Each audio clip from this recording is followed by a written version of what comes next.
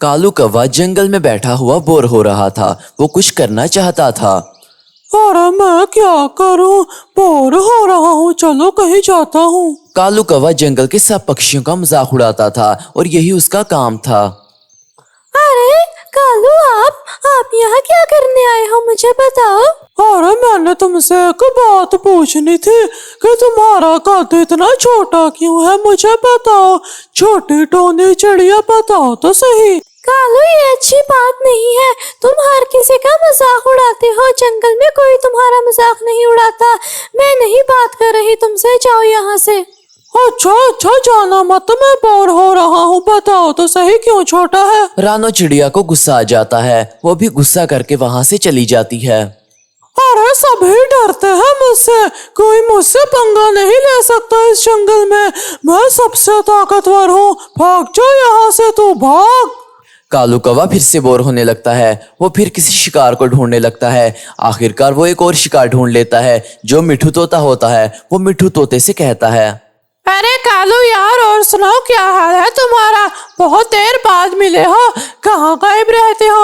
हमारी तो तुम्हें याद ही नहीं आती, बताओ भला। मिठू, मैं तेरे से एक बात पूछूंगा, तू गुस्सा तो नहीं करेगा?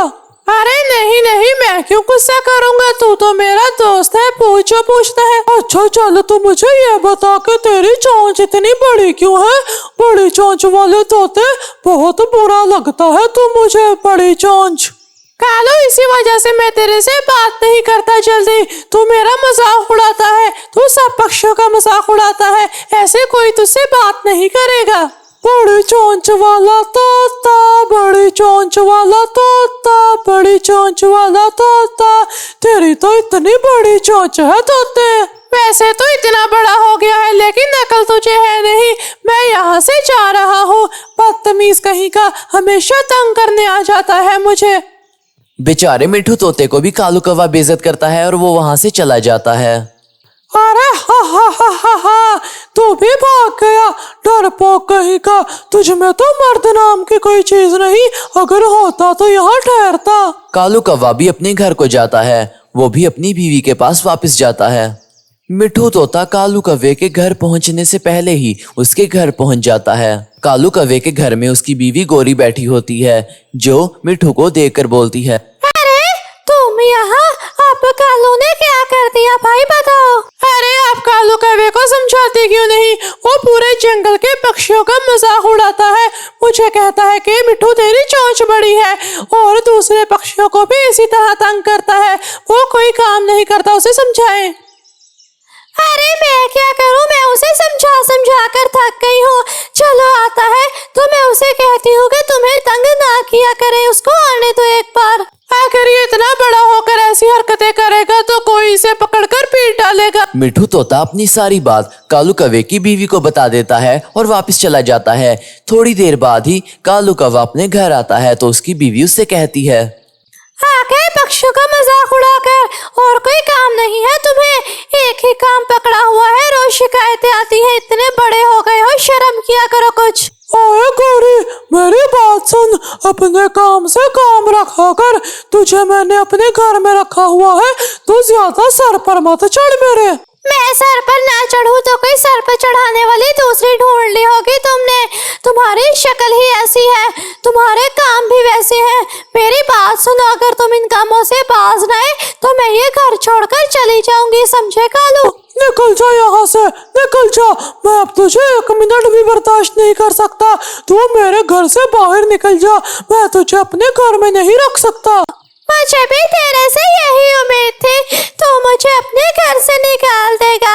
मैं भी अब इस घर में नहीं रहना चाहती, मैं कोई और जगह ढूंढ लूंगी। मुझे रोके मत दिखा, यहाँ से भाग जा। यहाँ से नहीं भागी तो मार मार कर भगा दूंगा। गोरी दफा हो जा, मेरे मुंह मत लग, तुझे कहता हूँ। गोरी कवि बेचारे डर के मारे अपने घर से निकल जाती है और रानो चिड़िया के पास जाती है। चलो शुक्र है इस बला से मेरी जान छूटी, नहीं तो ये चुड़ैल मुझे हमेशा तंग करती रहती है, कभी ये कर और कभी वो ना कर। गोरी कवि रानो चिड़िया के घर आ जाती है और रानो चिड़िया के घर के अंदर चली जाती है। अरे गोरी बहन, आपको क्या हुआ? आप यहाँ क्यों आई हो, बताओ मुझे। मैंने अपने पति का साथ छोड़ दिया। वो सबका मजाक उड़ाता है और सारे मेरे पास शिकायत लेकर आते हैं। वो मेरी वजह से इसको कुछ कहते नहीं। वैसे बात आप सही करती हो। कालू कौवे ने आज सुबह ही मेरा मजाक उड़ाया। मुझे कहता है कि तुम्हारा कद छोटा है और मैंने गुस्सा किया और वहाँ से चली गई। अब तुम ही बताओ मैं कहाँ जाऊँ? मेरे पास तो रहने के लिए जगह नहीं और उसने मुझे अपने घर से बाहर निकाल दिया जब मैंने इसे ये सब करने से मना किया। अरे आप फिक्र मत करें, मेरा पति तो पिछली सर्दियों ही मर गया था और अब मैं यहाँ अकेली रहती हूँ। आप मेरे साथ रह सकती हो और मुझे भी कोई साथी मिल जाएगा और हम दोनों इकट्ठे रहा करेंगे, ठीक है? अरे तुम्हारा बहुत बहुत शुक्रिया जो तुमने मुझे अपने घर में रखा। मैं तुम्हारे सारे जिंदगी भर एहसानमंद रहूंगी। बहुत एहसान है तुम्हारा। अगले दिन की सुबह को रानो चिड़िया और गोरी कवि तालाब के पास पानी पीने जाते हैं। वो दोनों देखते हैं कि तालाब के पास एक दरख्त पर एक नया घर बना हुआ है। उस घर के अंदर से एक चील बाहर आती है और वो चील आते ही उनसे कहती है, अरे अरे डरो मत, मैं सिर्फ बुरे पक्षियों को खाती हूँ। मैं यहाँ नहीं आई हूँ जंगल में, मैंने यहाँ अपना घर बनाया है। बहुत अच्छा है ना? आप वैसे मुझे बहुत अच्छी लगी हो, वरना मैंने कई चीलें देखी हैं, वो तो बहुत बुरी होती हैं, लेकिन आप मुझे काफी अच्छी चील लगी हो। अरे ऐसी कोई बात नहीं है।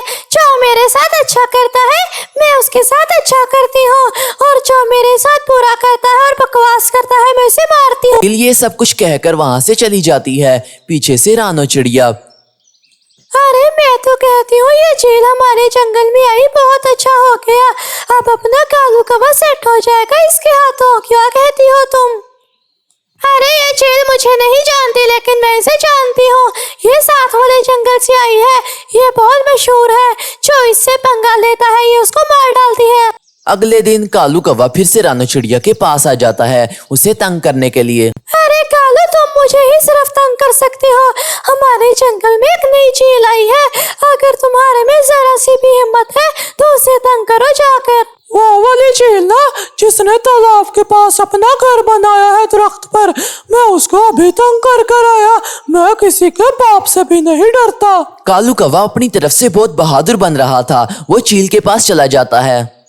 अरे चील मेरी बात सुनो, तुम्हारा पेट क्यों निकला हुआ है? मुझे बताओ कितनी बुरी लग रही हो तुम, पेट वाली चील।